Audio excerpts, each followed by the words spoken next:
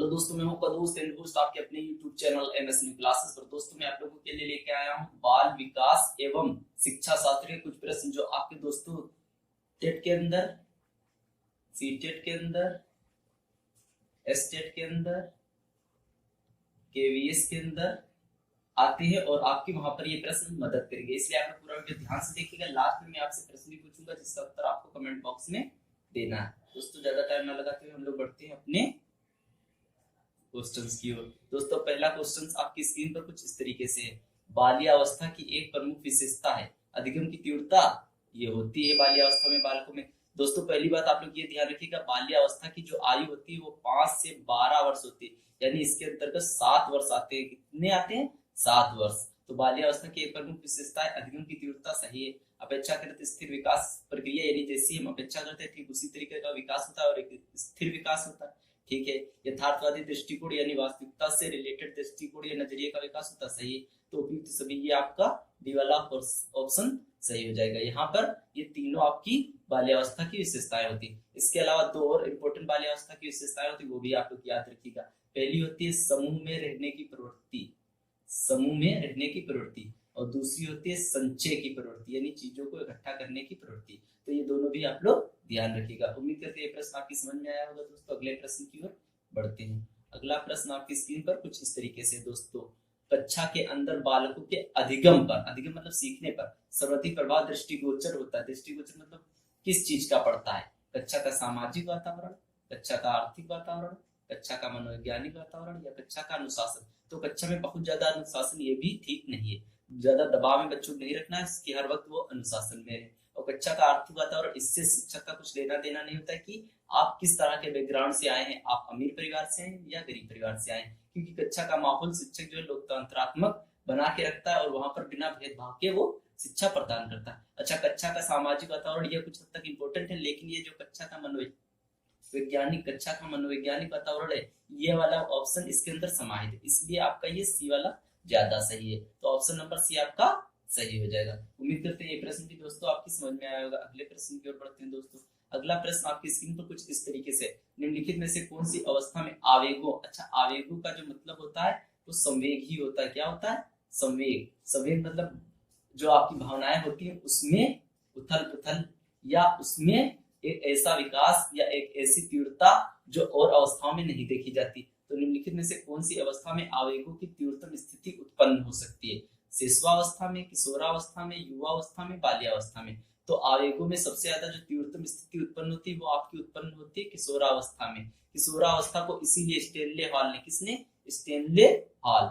Stanley hall का नाम भी आप लोगों ने सुना होगा, स्टेनले हॉल।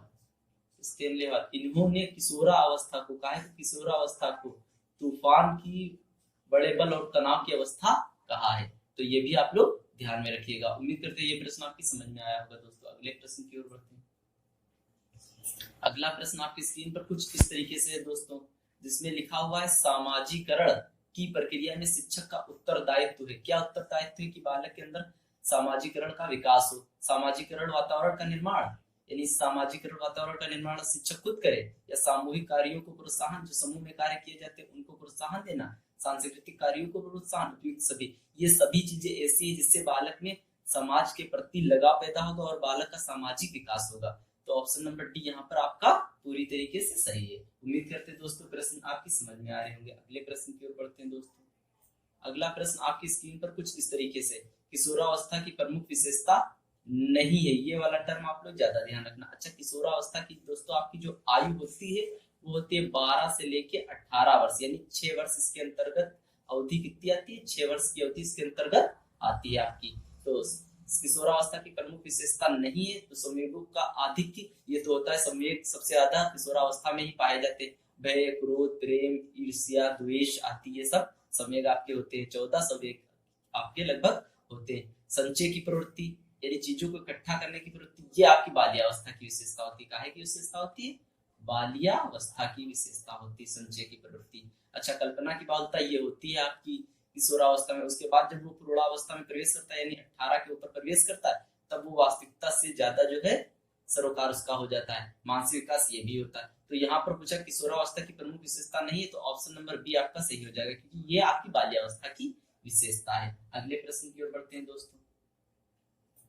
अगला प्रश्न आपकी स्क्रीन पर कुछ इस तरीके से है, किस मनोवैज्ञानिक का कहना है कि सभी बालक जन्म के समय समान होते हैं? क्या होते हैं? समान होते हैं। Crow and crow, Watson, clerk और बीर्ज मैकडूगल। तो एक वैज्ञानिक आपके थे जो व्यवहारवाद के जनक, काहे के जनक? व्यवहारवाद के जनक। व्यवहारवाद के जनक जो आपके थे वो थे जेपी वाटसन। कौन थे? JP Watson. अच्छा, इन्होंने ये बताया था आजकल का जो मनोविज्ञान है वो व्यवहार का विज्ञान है। काहे का विज्ञान है? व्यवहार का विज्ञान है। इसीलिए इन्होंने कहा कि किस मनोवैज्ञानिक का कहना है कि सभी बालक जन्म के समय समान होते हैं? तो वो कहना है आपका जेपी वाटसन का। इन्होंने ये भी कहा था कि आप में एक दर्जन बालक दीजिए, जैसा वातावरण उनके वो वातावरण दीजिए, आप उन्हें जो कहेंगे वकील, डॉक्टर, इंजीनियर, में उन्हें वो बना दूंगा। तो आपका ऑप्शन नंबर बी सही हो जाता है। अच्छा, व्यवहारवाद के ये जनक है। इससे पहले जो है आपका जो मनोविज्ञान था वो आत्मा का विज्ञान था। काहे का? आत्मा का। आत्मा से जब हटा तो चेतना का विज्ञान हुआ। काहे का हुआ? चेतना का। चेतना से हटा तो मन का हुआ। मन से जब हटा तब ये आपका व्यवहार का विज्ञान हुआ। इसलिए ये भी आप लोग ध्यान में रखिएगा। अगले प्रश्न की ओर हम लोग बढ़ते हैं दोस्तों। अगला प्रश्न आपकी स्क्रीन पर कुछ इस तरीके से है, संवेग शब्द का शाब्दिक अर्थ है, यानी शाब्दिक मतलब क्या होता है? क्रोध तथा भय, ये तो संवेग के आपके नाम है। उत्तेजना या भाव में उथल पुथल, ये हो सकता है आपका स्नेह तथा प्रेम, ये भी संवेग के नाम है। इसमें से कोई नहीं, ये तो कट जाएगा। तो आपका जो सही ऑप्शन है वो बी वाला सही है। उत्तेजना या भाव में जो उथल पुथल होता है उसी को आप लोग संवेग समझिएगा, क्योंकि उन्हीं को संवेग कहते हैं। जैसे ईर्ष्या हो गया, द्वेष हो गया, क्रोध हो गया, प्रेम हो गया, भय हो गया, निद्रा हो गया, ये सब आपके संवेग है। अच्छा, अगले प्रश्न की ओर हम लोग पढ़ते हैं दोस्तों। अगला प्रश्न आपकी स्क्रीन पर कुछ इस तरीके से है, बालकों में सौंदर्य भूमि विकसित करने का आधारभूत साधन है प्रकृति अवलोकन, साहित्यिक अध्ययन, टेलीविजन या खेलकूद। बालकों में सौंदर्य भूमि, तो अगर बालकों के अंदर अच्छे नजरिए का विकास करना है आपको, तो प्रकृति जो अवलोकन होता है उस पर आपको सबसे ज्यादा ध्यान देना होगा कि बालक प्रकृति का अवलोकन करे, वहीं से चीजों को समझे। तो 8 का ए आपका सही हो जाएगा। अगले प्रश्न की ओर दोस्तों हम लोग बढ़ते हैं। अगला प्रश्न आपकी स्क्रीन पर कुछ इस तरीके से, शिक्षा मनोविज्ञान सहायक है, यानी शिक्षा मनोविज्ञान जो है वो किस चीज में सहायक है? स्वयं को समझने में, बालक को समझने में, शिक्षण विधियों के समझने में, या संपूर्ण शैक्षिक प्रक्रिया में? तो आज के अगर रियल टाइम में देखा जाए, वास्तविकता से जोड़ के देखा जाए, तो आपका शिक्षा मनोविज्ञान संपूर्ण शैक्षिक प्रक्रिया में उपयोगी है। यानी अगर आप शिक्षा मनोविज्ञान जानते हैं उसके बाद आप शिक्षण कार्य करते हैं तो आप बेहतर ढंग से कर पाएंगे। तो ऑप्शन नंबर डी आपका यहाँ पे सही हो जाता है। अगले प्रश्न की ओर बढ़ते हैं दोस्तों हम। अगला प्रश्न है, व्यवहारवाद की स्थापना किसने की? ऊपर हम बता चुके हैं आपको, तो आप लोग जल्दी से कमेंट में बताइए किसने की? वाटसन ने, पावलोव ने, थॉर्नडाइक ने या स्किनर ने? तो व्यवहारवाद के आपके जो जनक है वो जेबी वाटसन है। कौन है? जेबी वाटसन। अच्छा, पावलोव के बारे में कभी कभी ये आ जाता है, पावलोव ने किस पे प्रयोग किया था? तो पावलोव ने कुत्ते पे प्रयोग किया था। किस जानवर पे किया था? कुत्ते पे। थॉर्नडाइक ने किस पे किया था? बिल्ली पे प्रयोग किया था। किस पे किया था? बिल्ली पे। स्किनर ने किस पे किया था? कबूतर या चूहे पर। कबूतर या चूहे पर प्रयोग किया था। अगले प्रश्न की ओर बढ़ते हैं दोस्तों हम लोग। अगला प्रश्न कुछ इस तरीके से, मौखिक प्रतिवेदन। प्रतिवेदन का मतलब होता है रिपोर्ट। प्रतिवेदन का मतलब होता है रिपोर्ट। मौखिक प्रतिवेदन किसने तैयार किया था? वाटसन ने, पावलोव ने, थॉर्नडाइक ने या इन सभी ने? तो आपके मौखिक प्रतिवेदन तैयार करने वाले जो मनोवैज्ञानिक थे वो जेबी वाटसन थे। तो उम्मीद करते हैं ये भी प्रश्न आपकी समझ में आ गया होगा। अगले प्रश्न की ओर बढ़ते हैं। अगला प्रश्न आपकी स्क्रीन पर कुछ इस तरीके से है, किस मनोवैज्ञानिक ने बालकों के साथ फोबिया पर कार्य किया है? वाटसन, पावलोव, थॉर्नडाइक या इनमें से कोई नहीं? तो ये जो आपके मनोवैज्ञानिक थे इन्होंने फोबिया पर किसने काम किया? फोबिया का मतलब होता है बालक उन चीजों से डरने लगते हैं जिनसे उनको डरने की आवश्यकता नहीं होती। जैसे कभी कभी काकरोच से डरने लगते हैं, चूहे से डरने लगते हैं, तो ऐसी तमाम चीजें होती है जिनसे उनको डरने की आवश्यकता नहीं होती, वो उन चीजों भी डरने लगते हैं। तो किस मनोवैज्ञानिक ने बालकों के साथ फोबिया पर कार्य किया? Watson, Pavlov, Thorndike. तो वो आपका सही ऑप्शन हो जाएगा जेबी वाटसन, यानी ऑप्शन नंबर ए आपका सही हो जाएगा। अगले प्रश्न की ओर बढ़ते हैं दोस्तों। अगला प्रश्न कुछ इस तरीके से, किसने कहा मुझे 1 दर्जन बच्चे दो? मुझे 1 दर्जन बच्चे दो, वातावरण के प्रभाव से हम उन्हें अच्छे डॉक्टर, वकील, वैज्ञानिक, यहाँ तक कि अपराधी भी बना सकते हैं या बनाया जा सकता है। तो वो आप कहने वाले आपके कौन से वैज्ञानिक थे? वाटसन, पावलोव, थॉर्नडाइक या इनमें से कोई नहीं? तो ऊपर हम आपको बता चुके ये कहा था जेबी वाटसन ने, क्योंकि इन्होंने कहा था सभी बालक जन्म के समय समान होते हैं, वातावरण जैसा उनको मिलेगा वो उस तरीके के इंसान या व्यक्ति बन जाएंगे।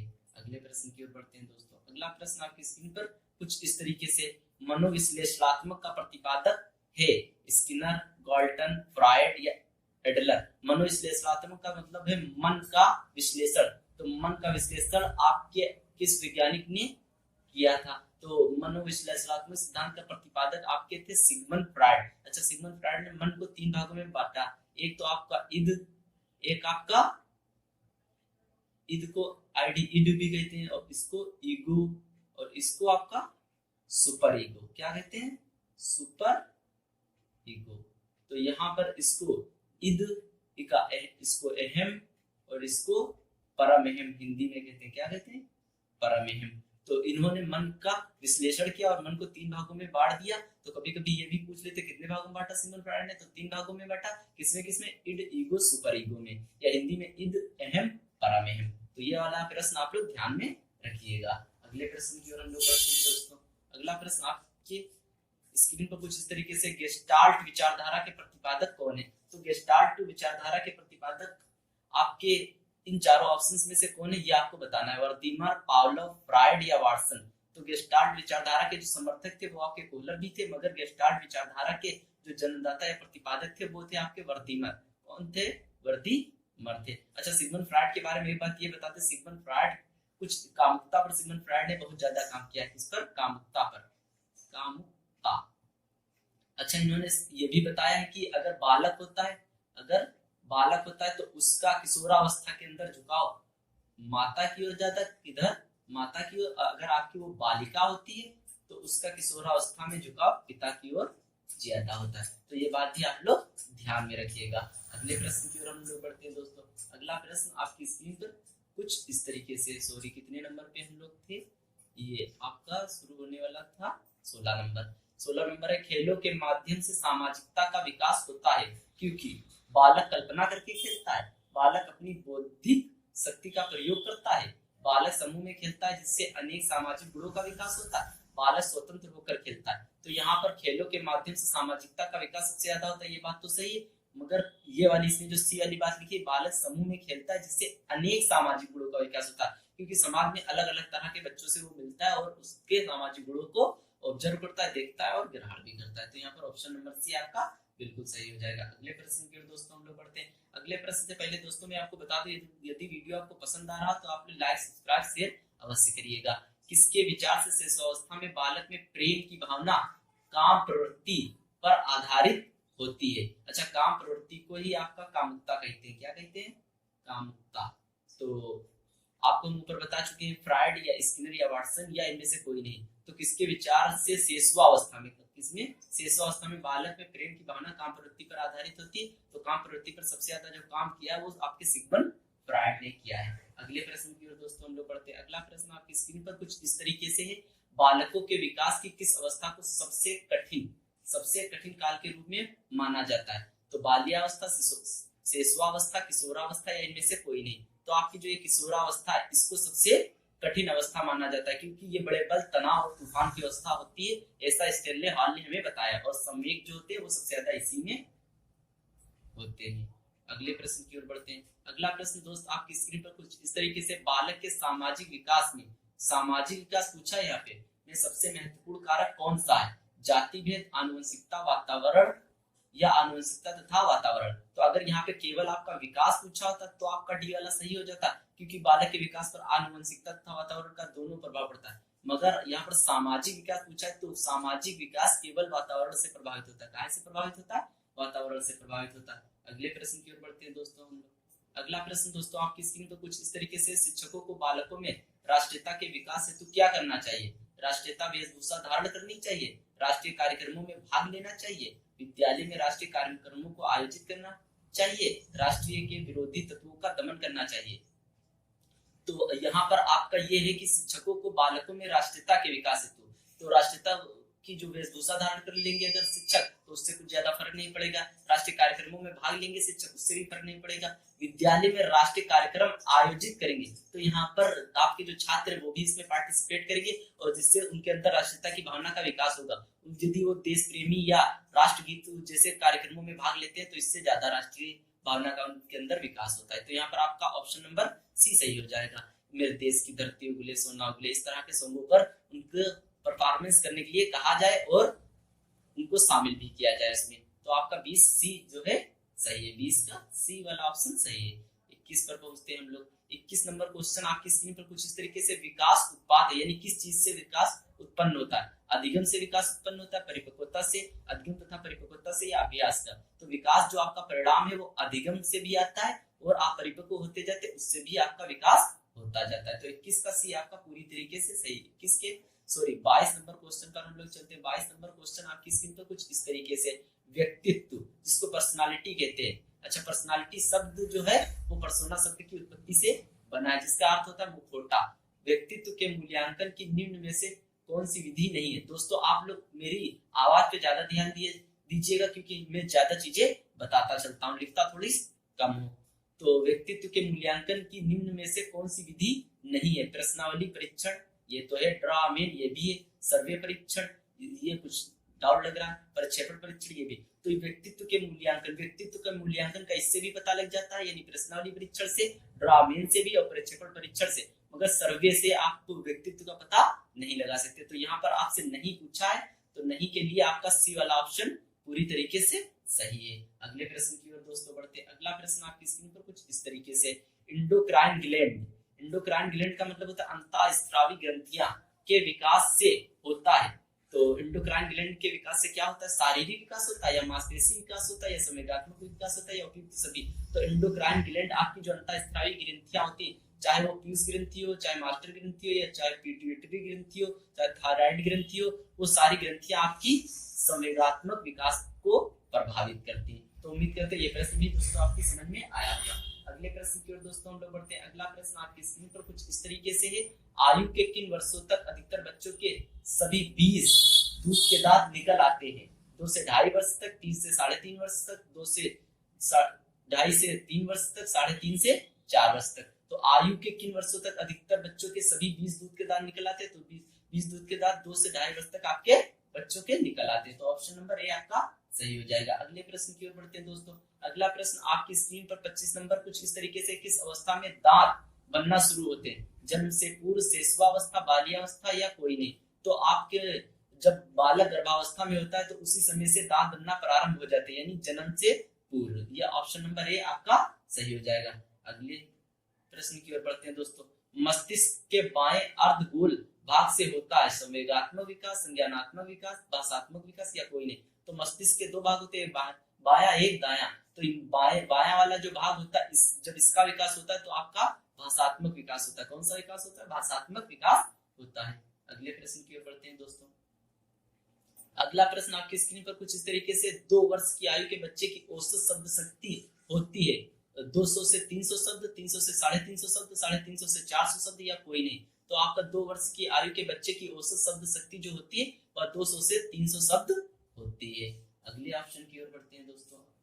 अगला प्रश्न आपकी स्क्रीन पर कुछ इस तरीके से, किस आयु में बच्चों के मस्तिष्क का आकार लगभग परिपक्व हो जाता है। 6 वर्ष, 8 वर्ष, 9 वर्ष या 10 वर्ष। तो किस आयु के बच्चे के मस्तिष्क का आकार लगभग परिपूर्ण हो जाता है। तो यानी 6 वर्ष का बालक जब होता है तो उसका आकार परिपूर्ण हो जाता है, उसके बाद उसका गुणात्मक विकास होता है और उसके बाद उसका अनुभव या एक्सपीरियंस बढ़ता है, उसके बाद मस्तिष्क का आकार नहीं बढ़ता है। तो ऑप्शन नंबर ए आपका सही हो जाएगा। अगले प्रश्न की ओर बढ़ते हैं दोस्तों। अगला प्रश्न आपकी स्क्रीन पर कुछ इस तरीके से, मनोविज्ञान का सिद्धांत नामक पुस्तक किस मनोवैज्ञानिक द्वारा लिखी गई है। थॉर्नडाइक, जेम्स, डीवी, इनमें से कोई नहीं। तो मनोविज्ञान का सिद्धांत नामक पुस्तक जो आपकी लिखी गई है वो जेम्स के द्वारा लिखी गई है। अगले प्रश्न की ओर दोस्तों हम लोग बढ़ते हैं। अगला प्रश्न आपकी स्क्रीन पर कुछ इस तरीके से है दोस्तों, भारत में प्रथम मनोवैज्ञानिक प्रयोगशाला की स्थापना कहाँ की गई। बंबई में, दिल्ली में, कोलकाता में, मद्रास में। तो भारत में प्रथम मनोविज्ञान की प्रयोगशाला, यानी मनोविज्ञान पर जहां रिसर्च होंगे ऐसी प्रयोगशाला सबसे पहले आपकी कोलकाता में स्थापित की गई। कहाँ स्थापित की गई, कोलकाता में। क्वेश्चन नंबर 30 का आपका सी वाला सही है। अच्छा, आगे हम लोग बढ़ते दोस्तों। अगर ये वीडियो आपको पसंद आया है तो आप लोग लाइक करिए, सब्सक्राइब करिए और बेल आइकन भी बजा लीजिए, जिससे आपको इस तरह के वीडियो मिलते रहे। दोस्तों मैं आप लोगों को ये सीरीज पूरी कराऊंगा। और दोस्तों जो हमारे चैनल का नाम है वो है आपका MS न्यू क्लासेस, ये इधर लिखा हुआ है, साइड में हमने लिख दिया है। और यदि आपको किसी तरह की दिक्कत आती है तो आप हमारे व्हाट्सएप नंबर 7081373306 से जुड़ सकते हैं और वहां पर आपको PDF भी मिल जाएंगी यदि आप चाहेंगे। और दोस्तों अगर